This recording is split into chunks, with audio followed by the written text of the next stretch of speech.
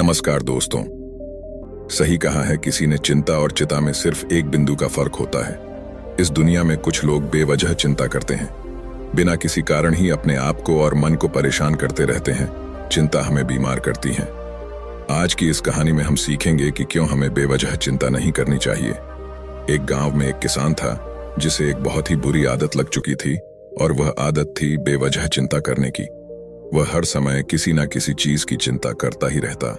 वो हर समय सोचता रहता कि कहीं मेरे साथ कुछ गलत ना हो जाए, जबकि उसकी जिंदगी में अभी तक सब कुछ ठीक ही चल रहा था। उसके पास एक बड़ा सा खेत था जिसमें अच्छी खासी फसल हो जाती थी। खेती करने के लिए 2 बैलगाड़ियां थीं, एक अच्छा घर था, एक पत्नी और 2 प्यारे बच्चे थे। लेकिन फिर भी वो किसी ना किसी अनहोनी के बारे में सोचकर बेवजह चिंता करता रहता। कभी सोचता कि अगर मेरी फसल में कीड़े लग गई तो क्या होगा, अगर आवारा पशुओं ने फसल को बर्बाद कर दिया तो क्या होगा, अगर सूखा पड़ गया या अत्यधिक बारिश हो गई तो मेरी फसल खराब हो जाएगी। ऐसे ही वो भविष्य की अन्य बातों के बारे में सोचकर बेवजह चिंता में डूब रहा था। जैसे कि कहीं खेती के समय मेरे बैल बीमार ना पड़ जाए, मेरे बच्चों का भविष्य कैसा होगा, कहीं बुढ़ापे में मुझे कोई बड़ी बीमारी ना हो जाए, मेरे बच्चे बुढ़ापे में मेरा ख्याल रखेंगे भी या नहीं, वगैरह वगैरह। अपनी इस लगातार बेमतलब चिंता करने की आदत की वजह से वो अशांत और परेशानी लगता था, और अब उसका किसी भी काम में मन भी नहीं लगता था। उसकी पत्नी ने भी इस बात को अनुभव किया कि उसे बिना मतलब चिंता करने की आदत पड़ चुकी है। उसने उसे कई बार समझाने की कोशिश भी की, तुम बेवजह चिंता करना छोड़ दो, लेकिन उसके समझाने का कोई मतलब नहीं रहा। उसे पता चला कि नगर में एक महात्मा आए हैं जिनके पास सारी समस्याओं का हल है। फिर एक दिन वह उसे लेकर एक बौद्ध भिक्षु के आश्रम में पहुंची। बौद्ध भिक्षु बहुत ही बुद्धिमान और ध्यानी व्यक्ति थे। किसान और उसकी पत्नी अपनी सारी समस्या बौद्ध भिक्षुओं के समक्ष रखती है। किसान ने कहा, महात्मा, मैं हर समय किसी ना किसी बात की चिंता करता रहता हूं। मैं ज्यादातर उन बुरी चीजों के बारे में सोचकर चिंतित होता रहता हूं जो अभी तक मेरे साथ हुई भी नहीं। किसान की समस्या को पूरे ध्यान से सुनने के बाद बौद्ध भिक्षु ने कहा, ठीक है, तुम दोनों कल सुबह आना और फिर मैं तुम्हें तुम्हारी समस्या का समाधान बता दूंगा। अगली सुबह जब किसान और उसकी पत्नी बौद्ध भिक्षु के आश्रम में पहुंचते हैं तो देखते हैं कि बौद्ध भिक्षु बहुत ही चिंतित अवस्था में जमीन पर पलटी मारकर बैठे हुए हैं और उनके सामने एक दूध से भरा गिलास रखा हुआ है। बौद्ध भिक्षु बार बार उस दूध के गिलास की तरफ देख रहे हैं और फिर कभी अपना हाथ अपने सिर पर रखते तो कभी जमीन पर। वह बहुत ही चिंतित और बेचैन दिखाई पड़ रहे थे। यह देखकर किसान ने पूछा, महात्मा, आप इतने परेशान क्यों लग रहे हैं? आपके समक्ष दूध रखा है, आप इसे पी क्यों नहीं लेते? महात्मा बोले, मुझे चिंता हो रही है कि कहीं इस दूध को बिल्ली ना पी जाए, या फिर मैं कहीं जाऊं और तो क्या पता, या दूध कहीं गिर जाए। मैं दूध को पीना तो चाहता हूं, लेकिन मेरा अभी मन नहीं है। मैं तो यही सोच रहा हूं कि अगर यह दूध खराब हो गया या कोई गंदी चीज इस पर गिर गया तो फिर क्या होगा। इतना सुनकर किसान जोर जोर से हंसने लगा। किसान ने हंसते हुए कहा, इसमें इतनी चिंता करने वाली कौन सी बात है? यह दूध ही तो है। अगर इसे बिल्ली ने गिरा दिया, यह खराब हो गया, या फिर किसी ने इसे पी लिया तो क्या हो गया?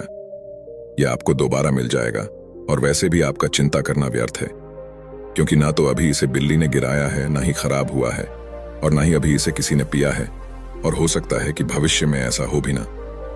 किसान के मुंह से यह बातें सुनकर बौद्ध भिक्षु मुस्कुराए और बोले, मैं भी तो तुम्हें यही समझाने का प्रयास कर रहा हूं कि भविष्य की उन घटनाओं की चिंता करना व्यर्थ है जो अभी हमारे साथ हुई ही नहीं, और बहुत बड़ी संभावना है कि वह कभी होगी भी नहीं। और अगर होगी तो जिस चीज को तुम एक बार हासिल कर सकते हो उसे तुम दोबारा भी हासिल कर सकते हो, और अगर नहीं कर पाए तो कोई बात नहीं, क्योंकि समस्याओं के आने के साथ ही उन समस्याओं का सामना करने की हिम्मत भी अपने आप ही आ जाती है। ये बातें सुनने के बाद किसान को लगा जैसे किसी ने उसके गाल पर एक थप्पड़ मारकर उसे नींद से जगा दिया हो। उसे महसूस हुआ कि वह भी तो यही गलती कर रहा है। वह भी तो भविष्य की उन घटनाओं के बारे में सोचकर चिंतित हो रहा है जो अभी तक घटी ही नहीं और शायद कभी घटेगी नहीं।